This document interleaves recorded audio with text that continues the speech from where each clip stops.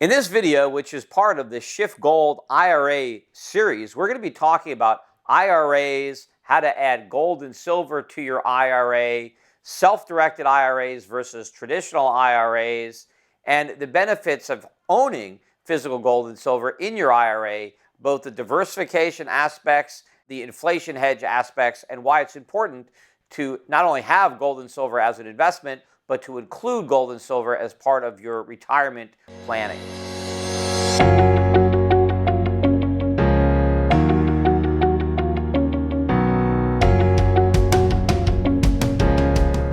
A lot of people understand the benefits of buying gold and silver, but they don't realize that they can actually add physical bars and coins into their IRA. Well, first of all, if you don't know why you should own gold and silver, it is an important part of every investment portfolio. It is an ideal hedge against inflation, currency devaluation, market uncertainty, bear markets, political upheaval. In many cases, gold can act as a hedge to balance out the remainder of your portfolio. And I've always recommended that my clients, my investment clients, have a portion of their portfolio allocated to physical precious metals. Now, a lot of people have a good portion of their retirement savings in their individual retirement accounts, their IRAs.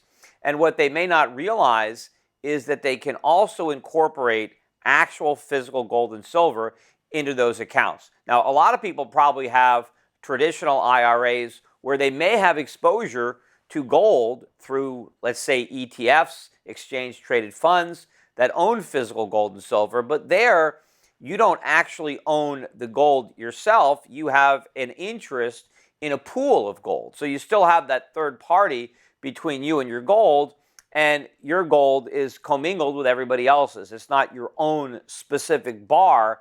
You own shares of a publicly traded company that has physical gold and silver. And of course, some people have in their IRAs, they own gold stocks, they own mutual funds that invest in gold stocks.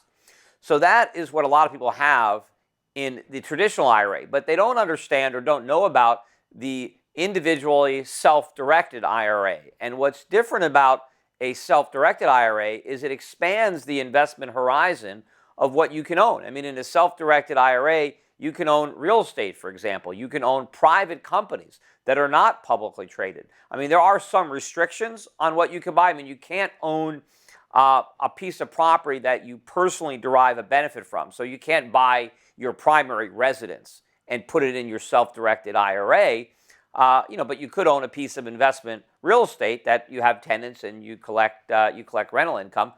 You can buy physical gold and silver. And the benefit here is that when you buy physical gold and silver, as opposed to using an ETF, it's your individual account. So the gold that you buy, whether it's 1 ounce coins or 10-ounce bars, whatever you're buying, that belongs to you. It is not commingled with other investors, and that is one of the benefits of owning physical gold outright rather than being in an ETF. But in order to do that, you've got to set up one of these self-directed IRAs. And of course, to do that, you do need to have a custodian that you can work with that is able to hold the physical gold and silver for you. You can set up your self-directed IRA by making a contribution, an annual contribution, which are limited, but you can also roll over money from an IRA that you already have, right? So if you've got an IRA established,